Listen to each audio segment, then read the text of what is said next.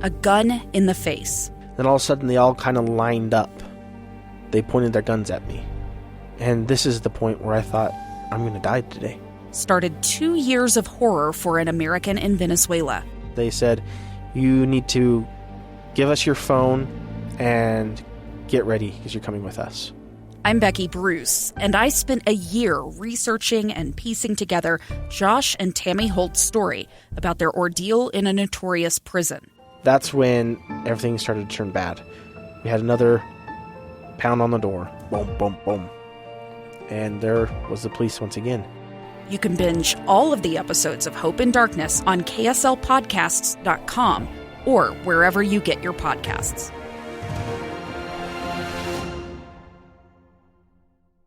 In today's episode of Project Recovery... When I was about 17 is when I tried heroin for the first time. I can tell you the exact address that I met the guy on that I picked up heroin from. I know exactly what car I was driving, and I know exactly where I stopped to take my first hit of heroin. Make sure you listen to the end. Find us on Facebook at Project Recovery. We'll have that and much more coming up.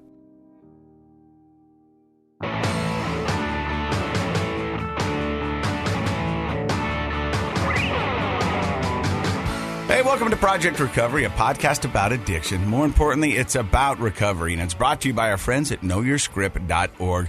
If you're looking for information about the opioid epidemic, how to talk to yourself, how to talk to your doctors, go check out KnowYourScript.org. Without them, we wouldn't be able to do this podcast weekly, and for that, we say thank you. I'm Casey Scott. That's Dr. Matt Woolley. So, Dr. Matt. Yes, sir. I had a kind of an eye-opening experience. Yeah? This weekend. Okay. I was didn't have my kids, and it was, the holiday weekend. Right, the big Pioneer Day celebration. Do they still do the parade thing? Yeah, there was parades everywhere. Okay. Everything was groovy, and me and the lovely Leslie got invited to a backyard party. Right. And they had a live band in the backyard, and it was kind of cool, and I got invited last minute, and so I wasn't sure what to bring. Is this like a friend you knew, or was it Leslie's friend? No, a friend of mine, but just kind of a mutual friend, kind of new acquaintances that I've been hanging out with. And so they were like, I said, well, do you want me to bring anything? And they go, no, I think we're pretty good on the food, but just bring whatever you want to drink. And I said, well, that's pretty easy. I don't drink, but I'll bring some water. Well, you can drink other stuff. Yeah, but I'm trying to limit myself to one Diet Mountain Dew a day. Sodas aren't good for you. Yeah, and so, but I thought, you know what? I'm going to bring some. I'm going to bring some alcohol for them. Shut up. Swear. So you brought. Okay, tell the story. So I walk into the Maverick. Yeah. And I go back to the beer cooler. Yeah. A beer cooler that I had visited many, many, many times. Your beer cooler. Yeah, my beer cooler. Yeah. Felt like home. You know what I mean? I walk in there, I know where everything is. You know what I mean? It's like I came home from vacation. And I'm looking in there, and I'm like, this is weird. Yeah. This is crazy. Yep. And in my sobriety, I've missed out on the seltzer craze. Oh, that's big now. Yes, everybody's drinking seltzers. Right. Everybody's got a seltzer. And seltzers, the White Claws. The 4%. Yeah, seltzers, everything is seltzer. And so I was looking at all the different kinds of variety of there. So I was like, well, I'll get a 12-pack of beer, and I'll get some seltzers. All right. And didn't even really think about it. Walked up to the counter. And it's been almost 3 years since you've been in any beer cooler. Any beer cooler. Right. I don't have a need to go into a beer cooler. Right. But I thought, I'm going to bring some libations. Yeah. Okay? Okay. So I'm walking in. I put the cooler down, put the beer on the counter, ring it up. Mm-hmm. As I'm walking out, somebody's walking in. They look at me, I look at them, and they go, hey, Casey. I go, hey. They go, love your podcast. I go, thanks. They look down at the beer, they look up at me, and then they just walk in. Yeah. So then I get in the car, right? And lovely Leslie's sitting next to me, and I'm talking to her, and I'm going, right.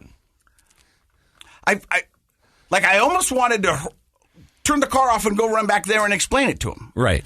And go, hey, look, this is what I'm doing. I'm still sober. I just want, but then I stopped, and I go, you know what? I don't feel like I need to. Okay.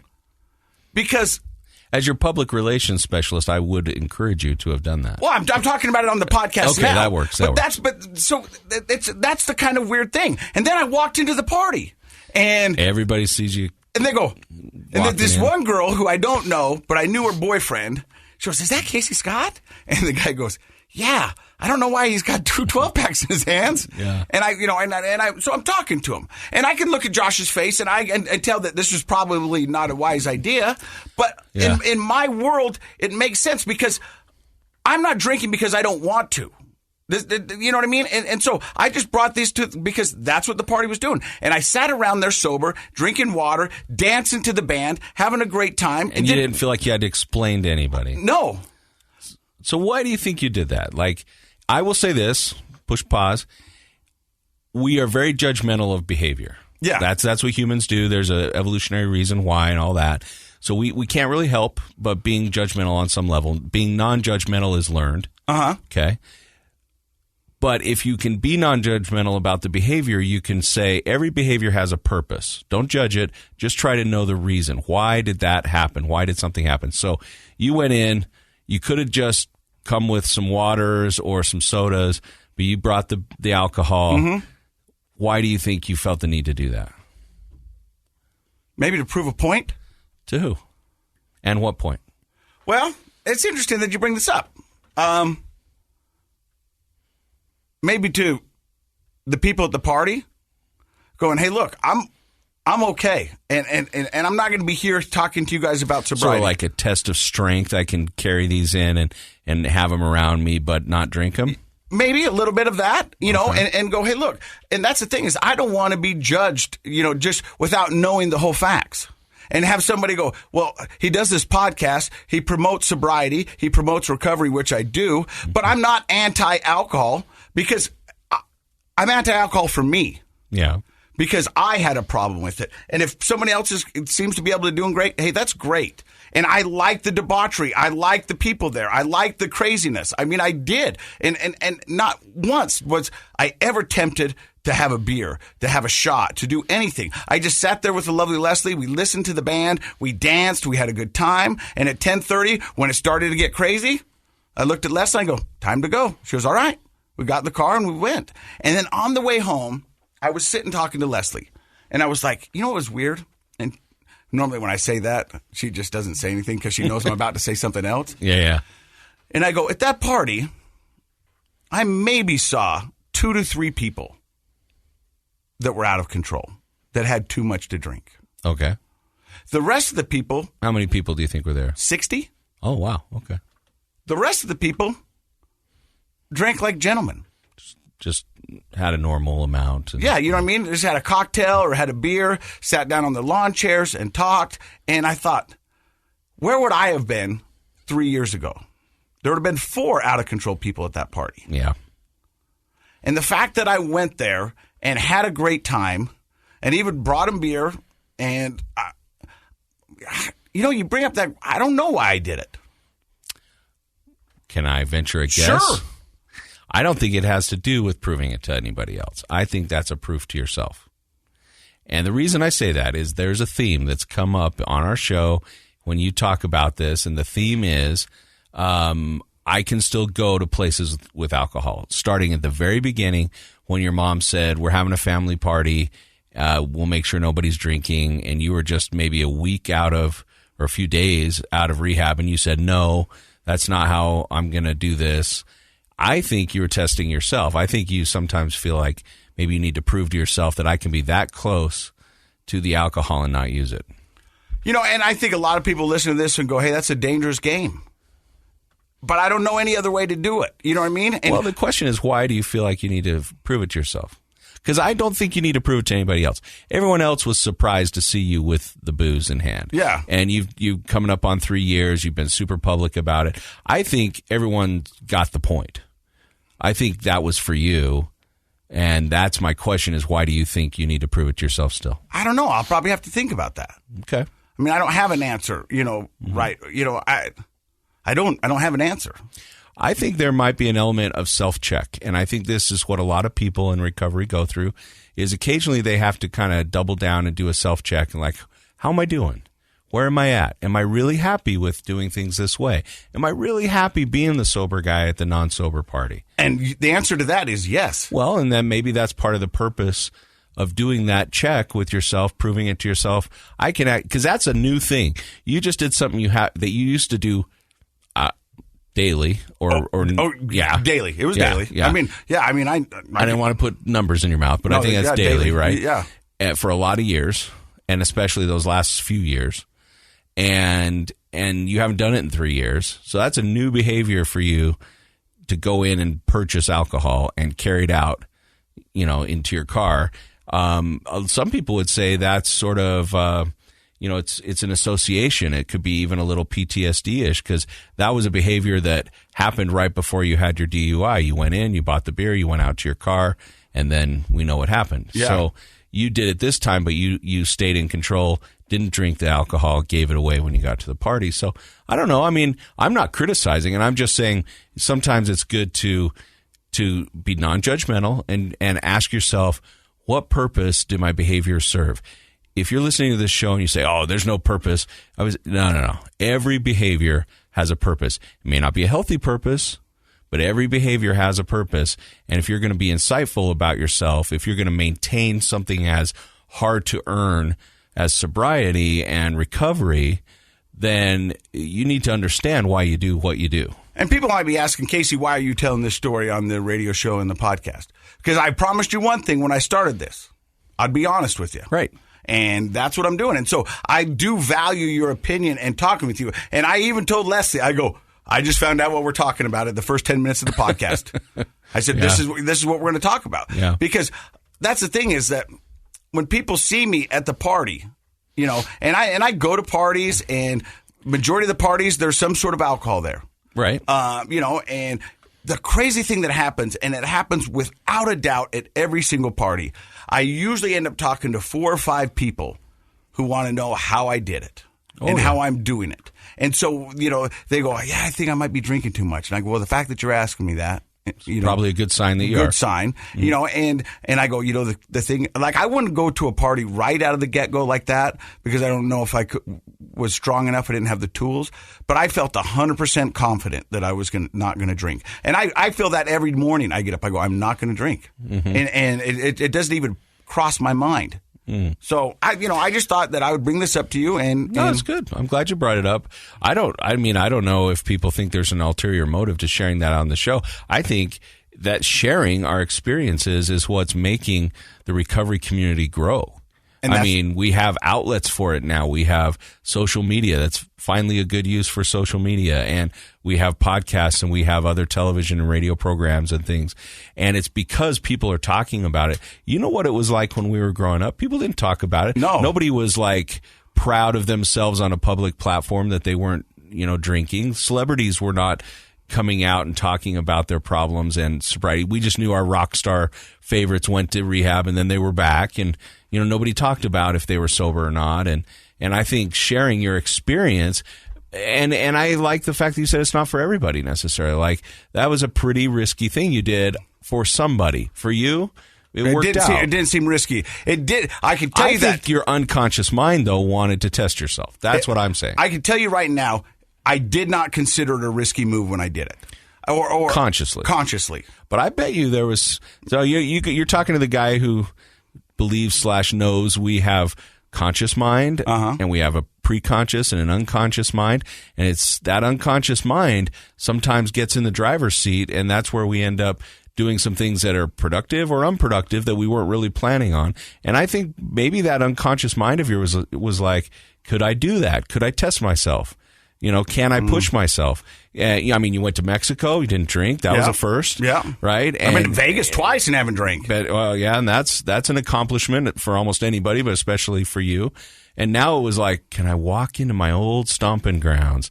Can I go into the cave of beer and get me some alcohol and not drink it? I just feel like there was probably something inside of you that felt like you needed to test it. And I don't think that is for everybody all the time. I'm not suggesting people rush out and do that. But I can hear our good friend Rob Eastman, Coach Rob Eastman, saying, sit in a barbershop long enough, get a haircut. Yeah. You know what I mean? And like right now, he's like, you're an idiot. And there's some real truth to that. Yeah. And so, but like I want to say, everyone's recovery is different. What works for me might not work for you. So don't do things that I've done because you think it's going to work. Find your way up sober mountain. Agreed. But take the inspiration from what Casey has done, from what other people have done. That's what you want to do. You need to find your own way, but the inspiration is what we share with each other. And we're going to have a great story today on the podcast about that won't be exactly like anybody else's experience because it's his own. But they'll have some similarities. And you can walk away feeling inspired even if you don't end up doing the same things that he did or that Casey did. Last question. Yeah. On a scale of 1 to 10, comparing it to past drunken, you use the word debauchery, which is just one of my all-time favorite words. The debauchery of past parties. Yeah. How much fun did you have at this party sober? 10. Really? Because I woke up. I didn't have to make any apologies. Okay, pump the brakes. But at the party itself, how much fun were you having at the party?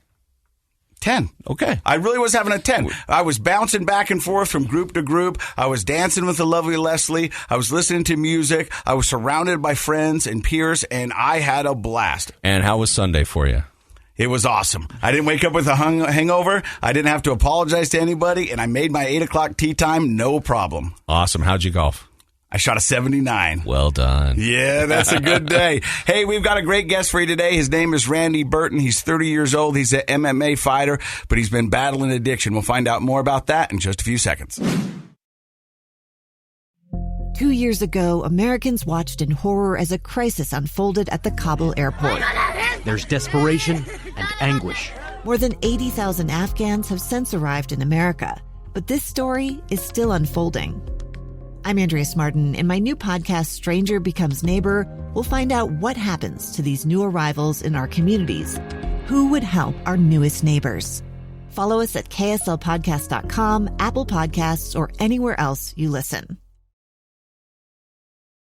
Hey, welcome back to Project Recovery. I'm Casey Scott. That's Dr. Matt Woolley. He's a clinical psychologist. I have to say that it's in his contract, right? No, it is not in my contract. Do we even have contracts? I don't think so. I'll tell you what, every day we show up and the card gets us in the building, I go, we going to do the card still works. Yeah, we're going to do it another day. I know, right? Sweet action. Hey, our guest today is Randy Burton. How are you, buddy? I'm doing all right, guys. So I'm so grateful for you to come in here and share your story. You're 30 years old. You're an MMA fighter. We're going to find out about MMA in just a little bit. But where does the story of Randy begin?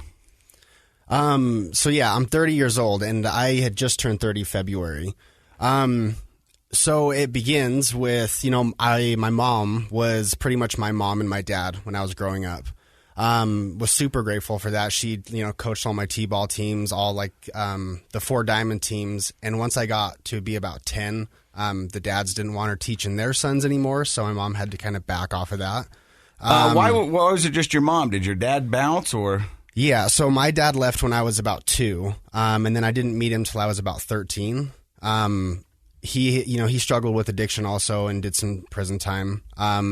And I didn't ever have contact with him until I was about 13 or 14. I kind of get the years mixed up because that's right when I started using also, was 13. So I could be off a couple of years with that. But you had a super mom. She stepped up and she didn't just do regular mom stuff. She did dad stuff too, coached your teams. Was she a good coach? Yeah, she was. Even to this day, I can jump on a softball field, sober softball, and play with the best of them. So my mom was awesome. Forget those dads that didn't want her coaching. That's what I thought. What's their problem? And I'll tell you what, sober softball is a thing, huh, bro? It's a huge thing, huge in the community. A lot of people. I that was one of those things. And I've said it on the podcast before. I was like, wait a minute, you guys play sober softball? I didn't even know that was a thing. Because when I was in college and when we graduated college, we did that. Softball was just an excuse to get effed up. Yep, it still is too. There's tons of teams, go out and drink beer or whatever, but there's 6 different leagues now, and we play all over the valley. Up downtown Salt Lake, we play out in Sandy, West Valley. There's a huge community for sober support with softball. So you said there was a certain time where the dad said, "Hey, look, let's get a male guy in here. Let's see if he can teach our kids some stuff." And so your mom was kind of relegated from her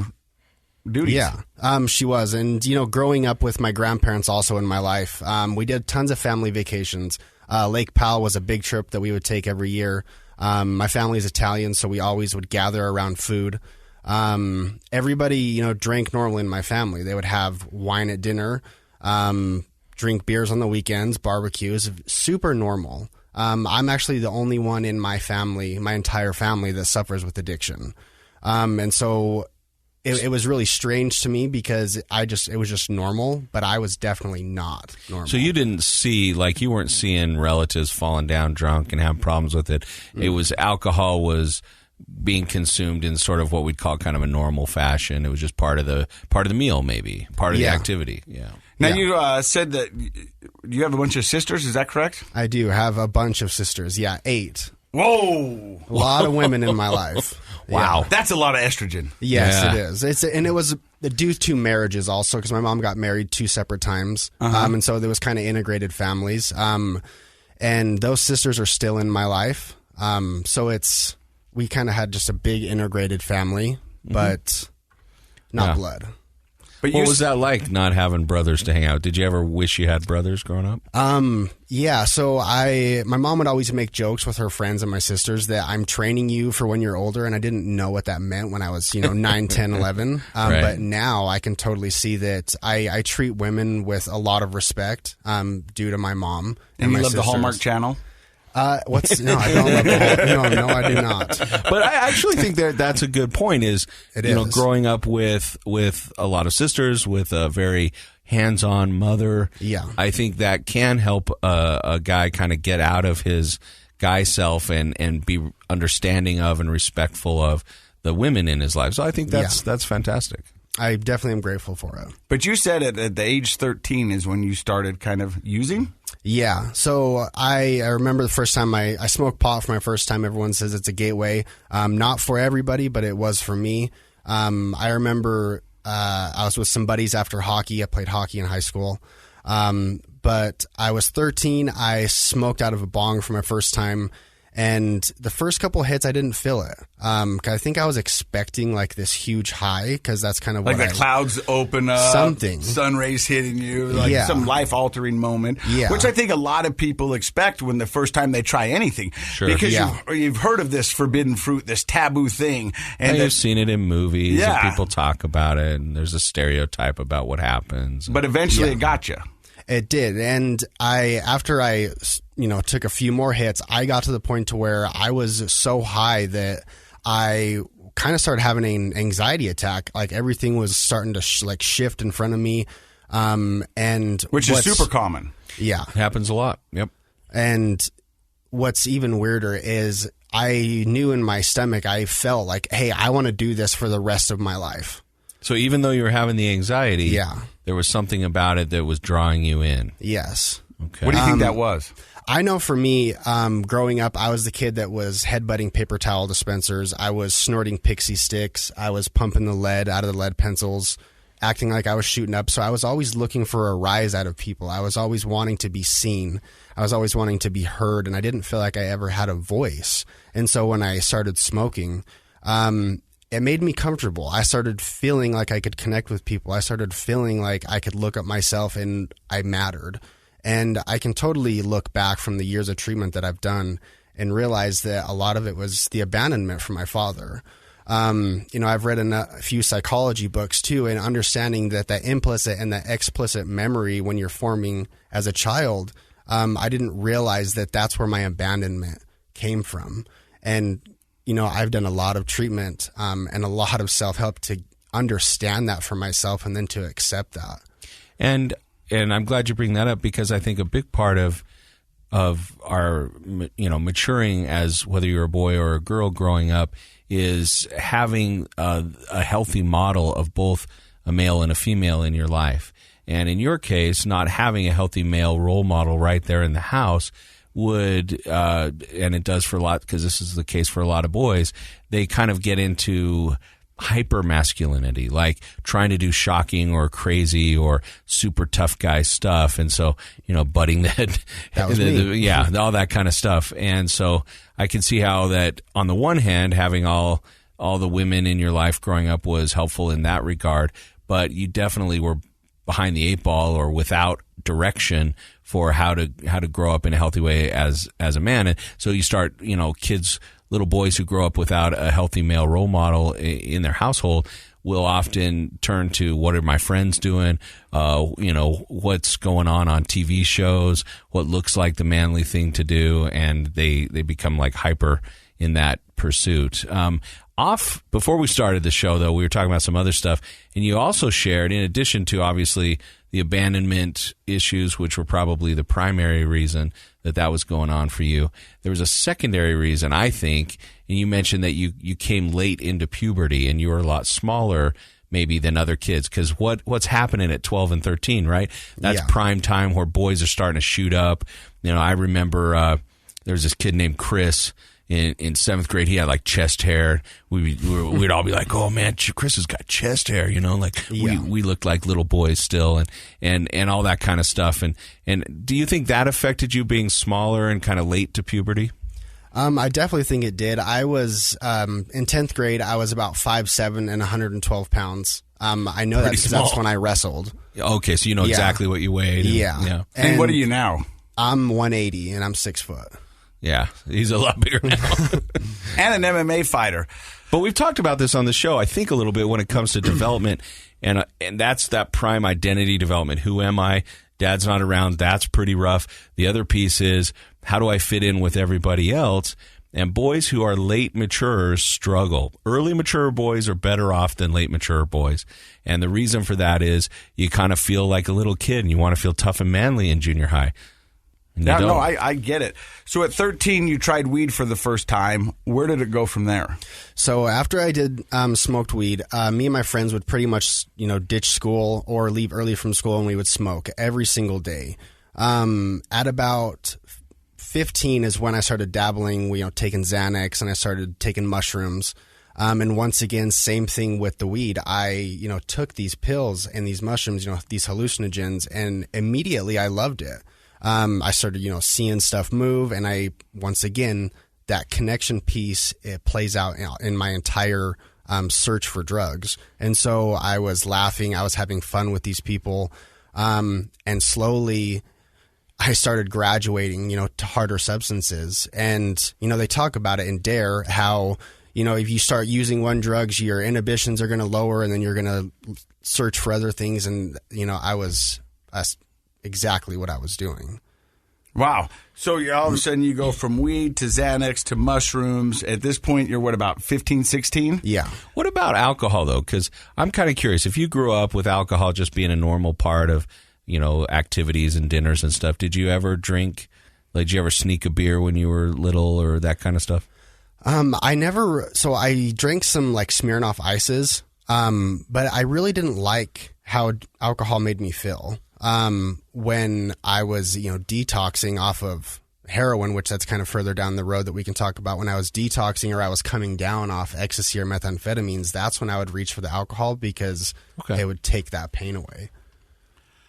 Wow. I mean, that kind of just jumped forward. So we know where we're going, but how do we get from 16 years old to heroin? Yeah, talk about high school. What was high school like? High school, I was definitely in kind of the more popular crowd. I had a lot of friends, but I was always like the outcast. My friends had girlfriends, and I was always the one that was acting out, and I was trying to, prove a point. I didn't do good in school. I got low grades, C's, D's, and F's. A lot of it was because I didn't think that I was good enough. I went through resource classes through elementary, junior high, and high school. And so I was immediately, in my own mind, set out from everyone else around me. Were you diagnosed with like ADHD or any learning disabilities? Or so I have pretty bad dyslexia. And like to the point where unless I sit down and really focus on what I'm writing, I will write something and I will skip whole entire words. And so I definitely didn't feel like I was okay. And even to this day, I don't write if I don't have to. Okay. So going through school and always needing this acceptance from everybody else around me, when I started finding the drugs, school and everything else became secondary. I was extremely athletic growing up. Like I said, my mom did my baseball teams. I played hockey in high school, indoor soccer. I also played rugby. So I did all of these sports, snowboarding, paintballing, golfing. And when I was about 17, is when I tried heroin for the first time. And I can tell you the exact address that I met the guy on that I picked up heroin from. I know exactly what car I was driving, and I know exactly where I stopped to take my first hit of heroin. Walk me through the process. How does one go from Xanax, weed, mushrooms to, hey, I think heroin would be a good idea? I mean, because I'm imagining there's got to be a conversation in your head that goes, well, this is probably not a good idea. It goes, but what about this? And then all of a sudden that guy wins, and you're like, now you know what car you're in, you know where you stopped. So, I mean, it had to be a pretty good conversation. Yeah, so a lot of my friends were doing the Oxycontins. That's where So I did Oxycontin a couple times, but it was so freaking expensive that there was no way that I could afford it. And so unless my friends had the Oxycontin 80s or the Oxycodone 30s, there was no way that I was getting it. Did you like how those made you feel? I did.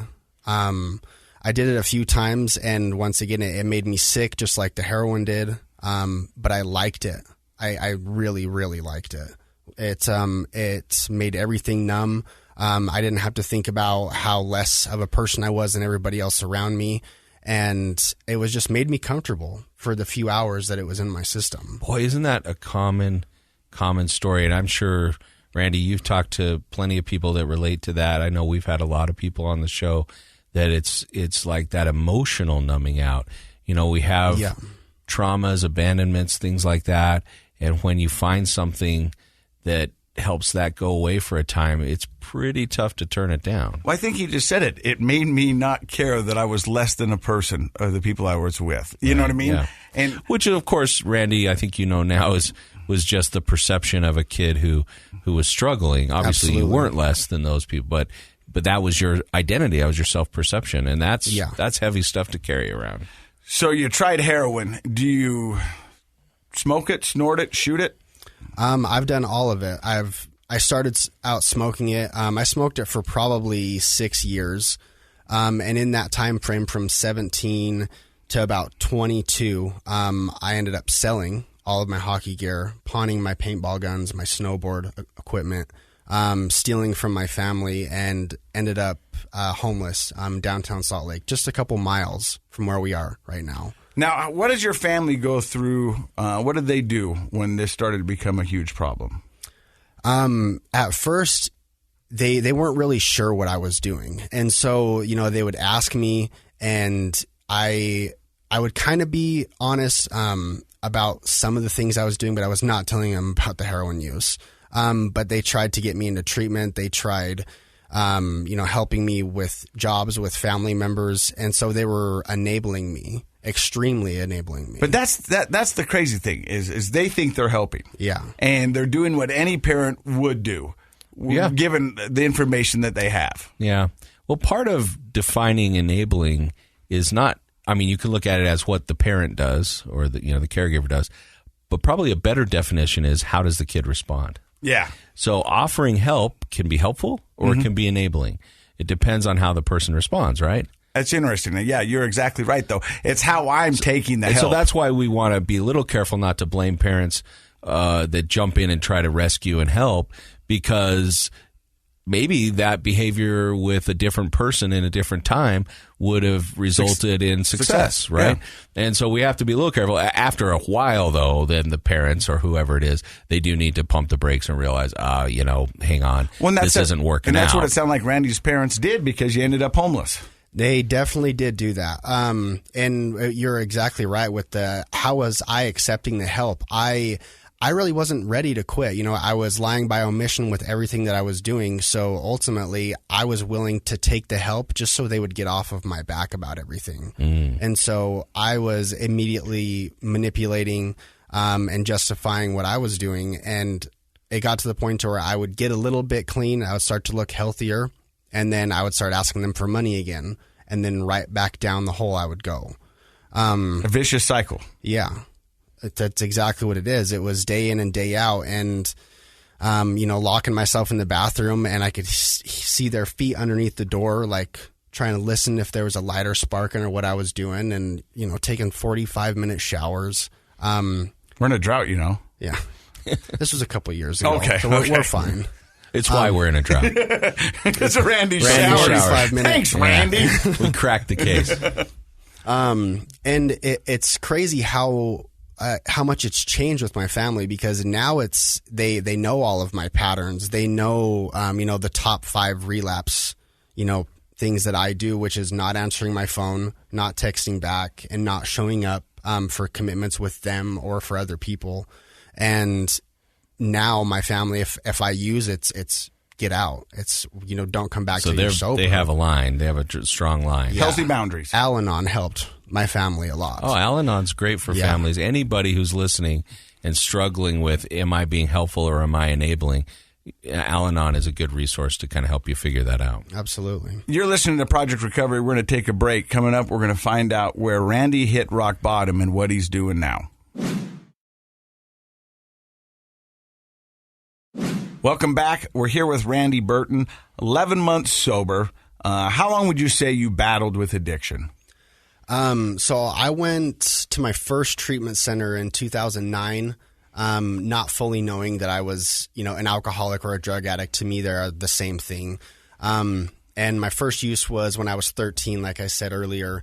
And so long enough to earn my seat as in the rooms of Alcoholics Anonymous or just in recovery in general. I went from, smoking weed on a daily basis to shooting heroin on a daily basis and then shooting meth and heroin. That was at the end of my using. And, my last use was August 1st of this year. And so I'm coming up on a year. And man, it's been a super up and down ride, but there's been so many growth opportunities for me in recovery and in addiction. And that's something that I've really have come to respect about myself, the willingness and the openness and the vulnerability that I need as a person to continue to grow. And so when I was at my lowest low, let me ask you this. Was your last day, your last use, was that your rock bottom, or was your rock bottom maybe a week before? It was probably 4 months before that. See, I think that's interesting to bring up because a lot of people think that the rock bottom is your rock bottom the next day, is when you move. But there's still a lot to process in between there. There's a lot of ducks to get in a row. There's a lot of what you call pre-contemplation, right? And going, okay, this is stages of behavior change, and you everybody has to work through them. Yeah. So walk me through your rock bottom. Okay, so my rock bottom is so I was in Midvale, around all the hotels right there off of 7200 South. It's very well known for people like me. And that's just outside of Salt Lake for listeners outside of the state. Yep. And I remember it was the end of summer, right into fall, and I remember it kind of started raining, and it's that cold fall rain. I was behind the Savers on 7200 South, and I had, thankfully, there was, 2 big fridge boxes that were back there. I cut one of the fridge boxes in half. There was plastic in the fridge box, and so I, stacked the fridge boxes up on top of each other, made myself like a little nook, a little house, whatever you want to call it, put the plastic over so I didn't get wet. How long had you been homeless at that point? Probably 4 or 5 months. So real hot, nice summer days, getting high, being miserable.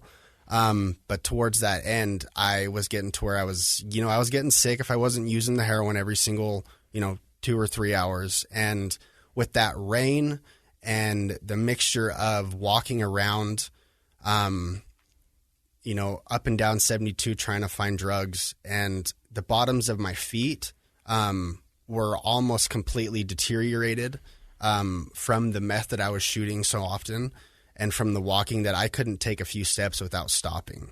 So you were shooting into your feet? Into my arms. Okay. And the acetone in the meth shoots through your body, and it will come out of your feet. So it was eating the bottoms of my feet off. And I'm guessing you didn't really have money. How were you getting your drugs at that time? I was panhandling.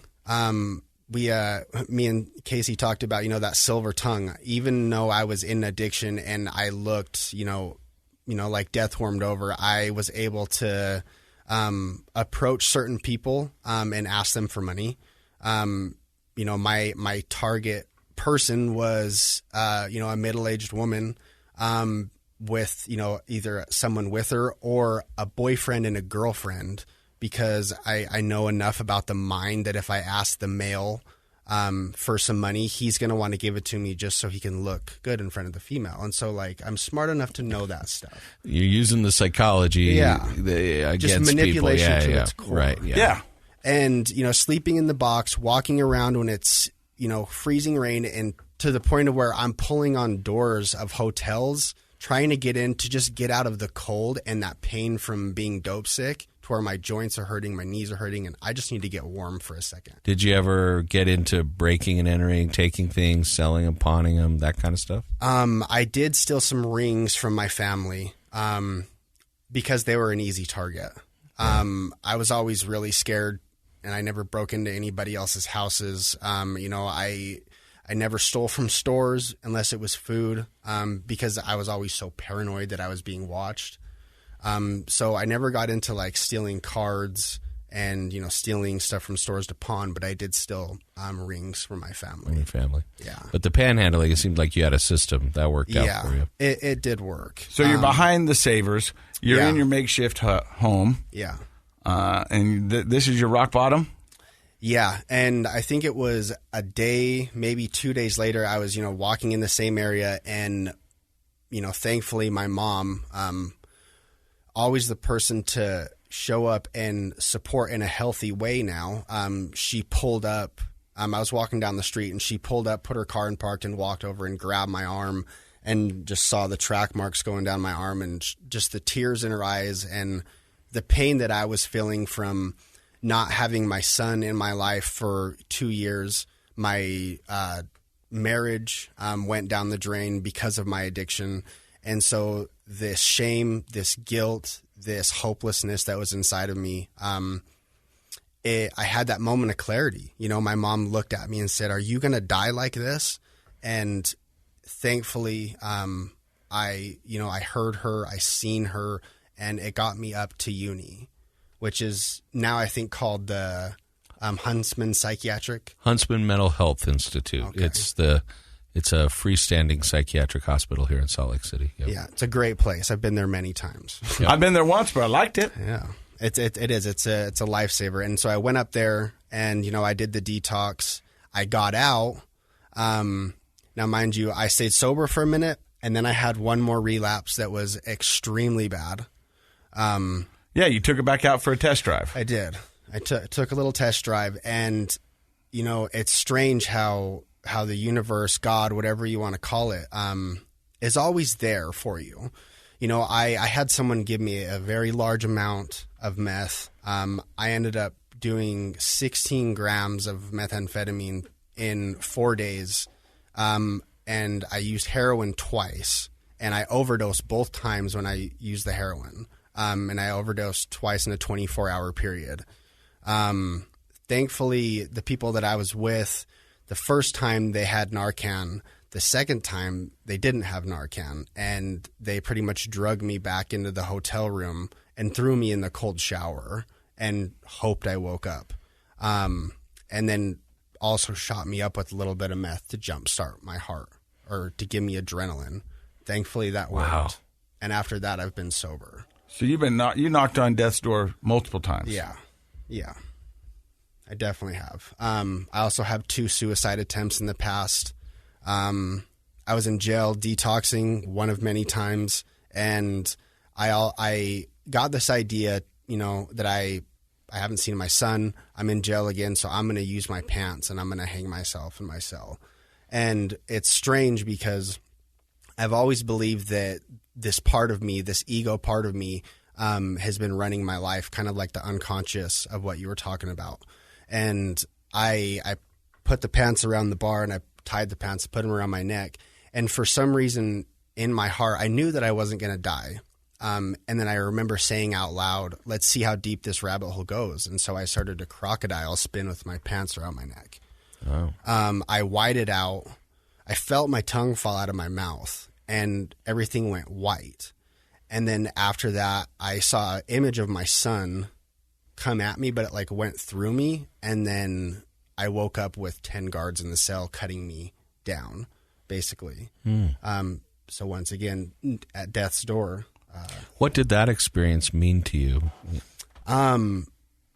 So that experience, I feel, was was the only way that I had to come to my own senses. I have a super extreme spiritual belief, about spirit and about the universe. And immediately after, I got a book that was called The Power of Now, written by Eckhart Tolle. And then at the end of that book, it literally talks about stepping into death consciously. And that's what I did. Not realizing that's what I was doing. But after I read that, it put words to my experience. You've lived a life, brother. Yeah. And so how did you get sober this time? A lot of treatment. Tell me, did you inpatient treatment? Yeah. So I've done 7. My first one was 2009. You're close to the record. The record's 9. I think, yeah. It's a lot. Yeah, but 7. 7 works. But 7 times the charm. Yeah, but let me ask you this. Every time you went treatment, did you learn something valuable? I absolutely did. From, the Cush Plush treatment centers to Odyssey House, First Step, there was a common theme in all of them. It was willingness to do the next right thing, honesty, and just being open, to new experiences and connection. Those were the big major things that I've learned. We say this on the podcast all the time. The opposite of addiction isn't abstinence. The opposite of addiction is connection. Yeah. And you have found out through your 7 times in recovery that connection is so important. So you found something that connected with you. What was that? Like-minded people. I was in the rooms doing the AA stuff for quite a long time, and I found people that were, working to better themselves, working to be sober. And then over time, Eastman Fitness came about. FTR came about, Fit to Recover. And these communities were bringing people together, doing service opportunities, showing up when you don't want to show up. There's little things that these communities have in common. And then the people that are involved with them. Ian Acker is an amazing person, and he was, my sponsor at one point, taught me a lot about showing up no matter what, because it was hard for me to show up for a long, long time. And what he brought, his energy that he brought was, very accepting. There was a gentleness about him. Even when you shook his hand, you could feel that there was a softness in his heart. And that's what I needed. I needed people that were going to love me when I couldn't love myself. And people that were not, Rob Eastman says this, people that are no men, not yes men, because the yes men are going to keep me in my addiction. People that validate me, people that pat me on the back when what I need to hear is, the real honest truth. You're messing up. You're doing stupid stuff. Yeah. Those are true friends. Rob, a few times would call my relapses. He'd be like, "You're going to relapse, dude. You're on the path." And I'm not. I'm good. I got this. Famous last words. I got this. Yeah. Months later, I was gone, homeless, back on the cycle. And I look back and with the willingness, if I'm willing to be open to listen to people, that's going to show how willing I am to be sober to change my life. People are here to help me. So how do you go from barefoot, walking on 7200 South, homeless, acetone eating through the bottom of your feet, to stepping into an MMA ring? So I've always loved fighting. I grew up fighting in school, headbutt and paper towel dispensers. It was always just really natural for me to fight. I wasn't a fight starter. I just was a fight finisher. And I think that's how you win. Yeah. Yeah. I'm pretty sure. Last man I'm not standing. a fighter. Yeah. I'm a lover, not a fighter, but I think that's how you win. Yeah. You can be a lover and a fighter. Yeah. Okay, It's cool. possible. So 2013, I got with a buddy named Johnny McGee. He kind of, told me about some MMA gyms in the Valley. And so I went and kind of checked him out. And I fell in love with it. And I think internally, from my own beliefs, I've been a warrior, in past lifetimes. And so I feel like it's just natural for me to get into the ring with somebody or to square up with somebody, and time literally starts to slow down, and I can move any way that I want. It's almost like an artist when they paint. I feel extremely free, and I feel extremely connected, hyper-focused. And when I started going to the MMA gyms, that spark inside of me that I was looking for with drugs, that spark inside of me that I was looking for to be seen, kind of started to flame a little bit.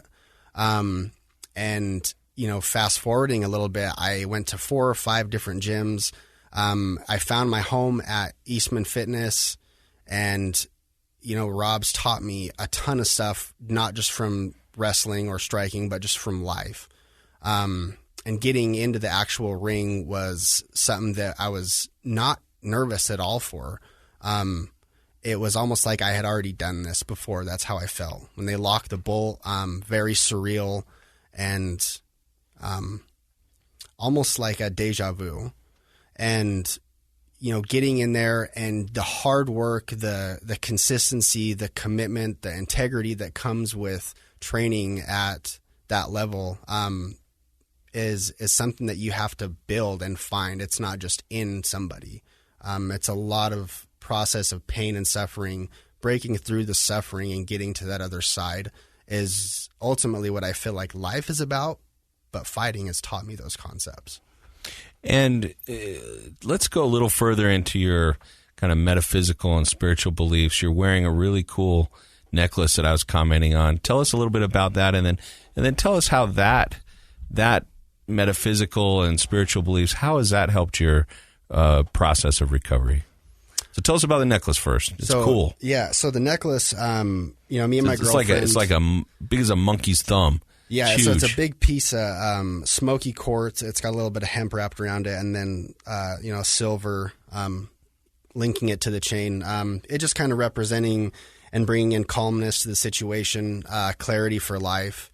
And I wear this because it just reminds me where I'm at and what I'm doing, because that calm nature, that mindfulness nature, that being, that human being instead of a human doing, that's what a lot of people are about nowadays. If I get these tasks done, then I'm going to feel better.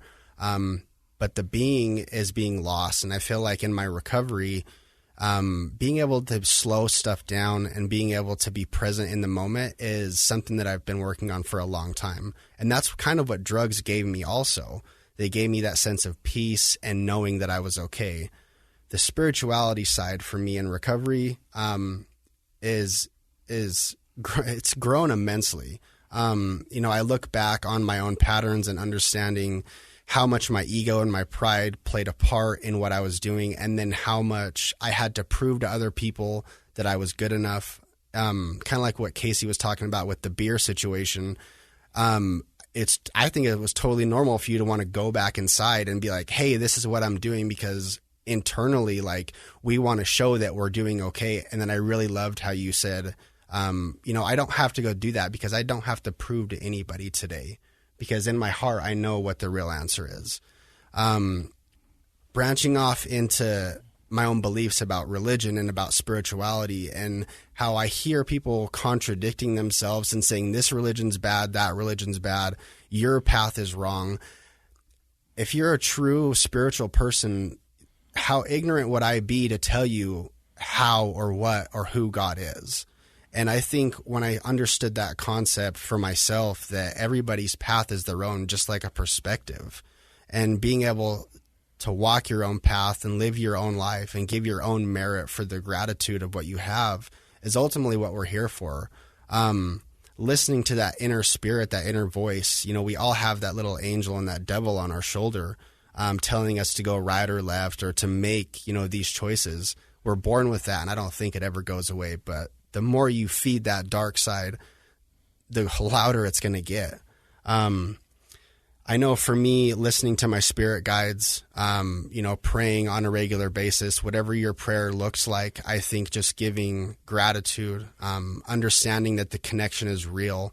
And if I cloud my judgment, if I cloud my mind with substances, if I stop listening to my heart and stop listening to the people that love me unconditionally, then ultimately I'm going to continue to fall back into those patterns. I'll tell you what.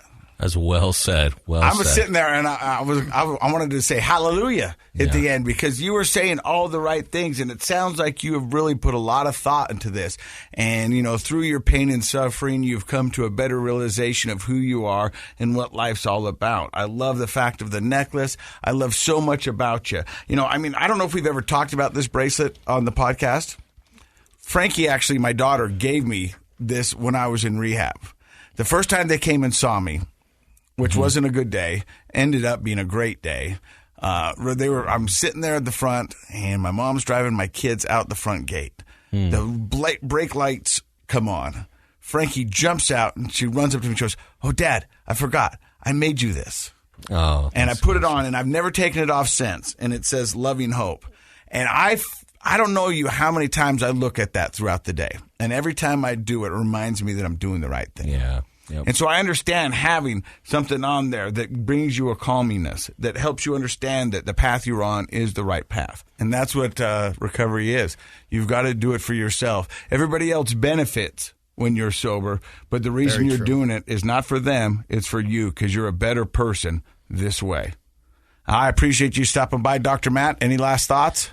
I just love your energy. I can tell that what you're talking about is genuine and authentic, this person that you've become. And I think, not just for your son, but for other people, as you go forth and share that energy, it's going to be a real positive experience. So what I'd really love to do is check back with, I think Randy's one of those guests that is on, at the beginning of a really exciting journey. I'd love to check back with you in the future, if that's okay. Absolutely.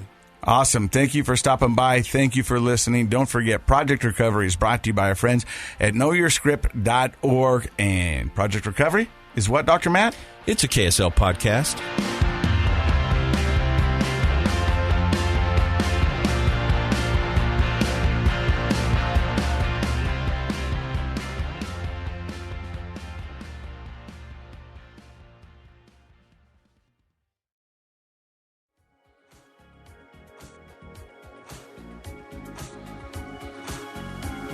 The contents of this program are for informational purposes only. The program is not intended to be a substitute for professional medical advice, diagnosis, or treatment. Always seek the advice of your physician, licensed therapist, or other qualified health provider with any questions you may have regarding a medical condition. Never disregard professional medical advice or delay in seeking it because of something you've heard on this program.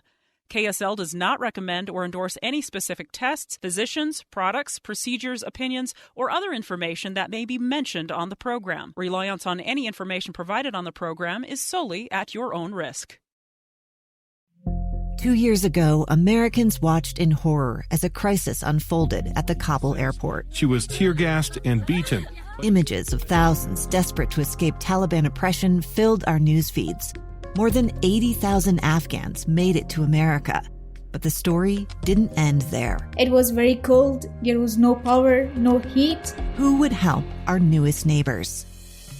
I'm Andrea Smartin. In Stranger Becomes Neighbor, you'll hear the stories of some remarkable refugees who left their homes and their dreams behind, only to start over from zero. Their only possession was 3 blankets. And you'll meet Americans who stepped up to help them. You want me to come when you deliver your baby. What can one person do in the face of an international disaster decades in the making?